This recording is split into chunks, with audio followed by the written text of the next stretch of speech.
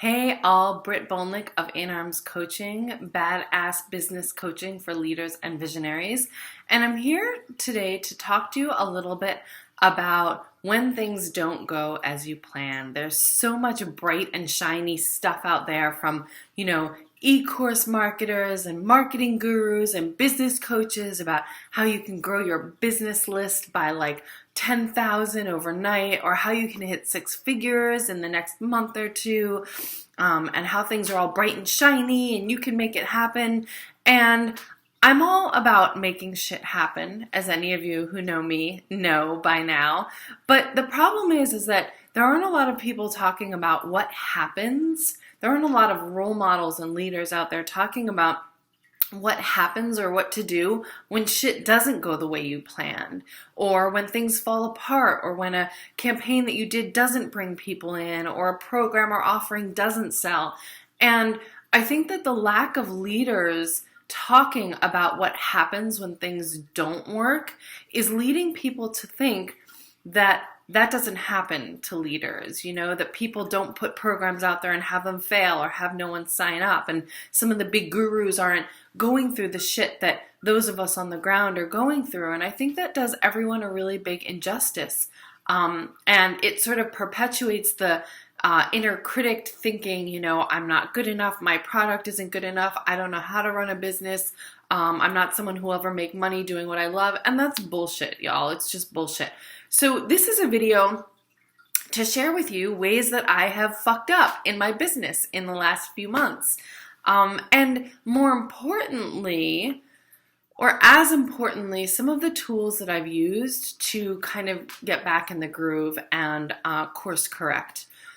Because that's really what I want you to take from today. One is that everyone fucks up. Like everyone, even the biggest gurus out there, have points where what they're doing isn't working, or something didn't sell, or they have to go back to the drawing board. And there are ways to course correct that take you out of the loop of, see, I really just can't do it, or I'm just not cut out to do this. Because honestly, maybe you're not, and maybe being in business for yourself isn't the best idea. But if you know that there is no fucking plan B, if you know that you have to make what you're doing work, if you know that you deserve and you are worthy of making money doing what you love, then stick with me. So here are a couple of ways that I completely fucked up this past fall in my business. I based 2 entire programs filling on one offering, on one real piece of a funnel. And that was a mistake, because the offering that I had, which was a 4-week program in September, only really spoke to the ideal client for one of the 2 programs I was filling in the fall. So what happened was that program overfilled, but the second program, which was supposed to be the bigger program, underfilled. It was a huge mistake. It was one that I should have known better in doing, honestly. And it meant that I had to spend my fall hustling and working my ass off to build up membership in that second program. Instead of having one funnel for women coming in, I had to hand pick and hand invite women in and talk them through the process. It was very time consuming. I spent the whole fall working more than I want to be working and stressing more than I want to be stressing. The other thing that happened was that I didn't make as much money as I had projected. And that's a really hard one for me to admit to you, but I think it is so important that we be transparent about this shit. I'm already, just in transparency, I'm already making more than I've ever made before. And when I talk with my fiance about it and I'm like, I only made this much this month, which happens, he's like, that's really nothing to be upset about. And it's true. So deep gratitude for the amount that I am making and the fact that I'm doing it working mostly 4 days a week, serving women that I love. But I had projected much more. So when that amount didn't come in, and I know almost everyone watching this can relate to this, when that amount didn't come in, I was really hard on myself. And it triggered all of my fear issues, all of my scarcity issues, all of the old money shit that I'm still years later working through. All of the, see, it's not going to happen, or see, I'm not going to be able to build what I want. That all came up, and I spent all fall dealing with that.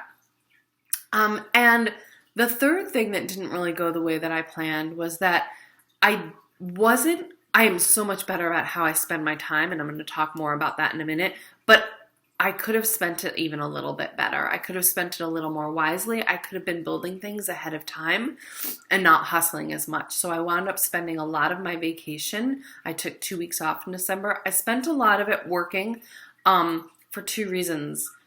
And not working a lot. I'm talking about 2 or 3 hours early in the morning from 6 a.m., 7 a.m. on. But I was working on my vacation, and that's something that I said I wasn't going to do anymore.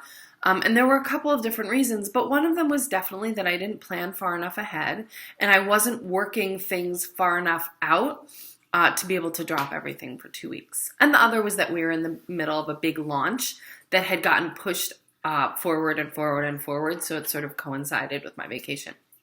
So I want to, first of all, write down what you're hearing for yourself from this. Just write down, what are you taking? How do you relate to this? How does this apply to you? And then I'm going to give you 3 tools for when shit doesn't go the way that you planned. And you can just pause this if you need more time. Tool number 1 for when shit doesn't go the way that you planned is energy management. Catch yourself telling yourself the stories about how you blank, you suck, you can't get organized, you can't plan ahead, you can't make money doing what you love. Catch yourself early, catch yourself quickly, and do some work on that stuff. I recommend EFT. My go-to is either Brad Yates or Jennifer Moore, who is, you can find her at modernmedicinelady.com for some EFT on course correcting the energy management stuff. Affirmations are also so simple. They're free. I mean, even something like, I make money doing what I love. I make money doing what I love. I make more than enough money every month doing what I love. Say that shit like it's your full-time job. When I'm working with an affirmation, I mutter it to myself like a crazy person. I say it in the shower, when I'm walking the dog, when I'm cooking, when I'm driving. I do it constantly. I find YouTube videos that are saying similar affirmations. I play them and I repeat them. It becomes my full-time job. So take this tool really seriously. Energy management goes a long way. You attract the vibe that you're putting out.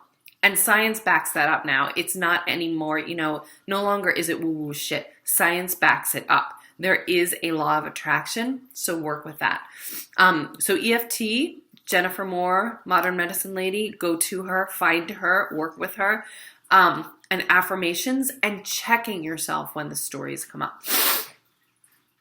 Tool number 2 is to get support. Tribe is so, so, so important. I can't tell you how valuable it is for me to have women who support me, who I turn to have resources, to have wisdom, to have tools. Build yourself a tribe and turn to them when you need support. We need to help each other out. We need to give each other a hand up. We need to support each other. We need to listen to each other. We need to offer each other resources and support. If you don't have a tribe, email me and say, Britt, I don't have a tribe. You can email me at britt@inarmscoaching.com. So the second tool is get support. Do not do this alone. You're not supposed to. Do you know that women are actually biologically programmed to work in community together? We are.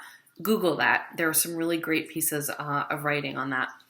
Tool number 3 is check how you're spending your time. We actually have so much more time than we think we do. So check how you're spending your time. Check your Facebook usage. Check, all the tasks and things that you do all day, the busy work that you don't really count as part of your day. See how much time you're spending commuting. See how much time you're spending answering emails.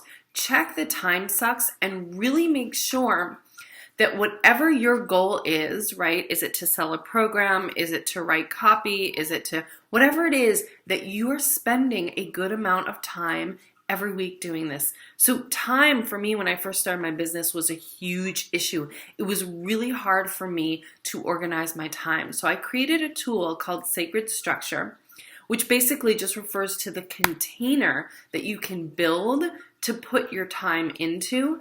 And I made a tool, a free tool for you guys to use. If you go to my website, www.inarmscoaching.com, there's a Sacred Structure download that I want to give you because using my time better and more productively has been one of the most powerful tools for building success that I've found. And often when what I want isn't happening, if I go and trace it back, I find that I'm not actually spending enough time cultivating, right, nurturing and tending what it is that I want. So go to www.com and www.inarmscoaching.com, all one word, inarmscoaching.com, or just Google Britt Bolnick inarmscoaching.com, and grab that sacred structure tool. I think it's really going to serve you. I want to hear from you when you use it, and hear how it's sort of combating when you get stuck in places and it's hard to get out of them, or it's hard to course correct and bring yourself back on. And drop me a line at britt@inarmscoaching.com and tell me how this video served you. I'd love to hear from you. All right, have a great day. Don't tell yourself you suck. You don't. Bye.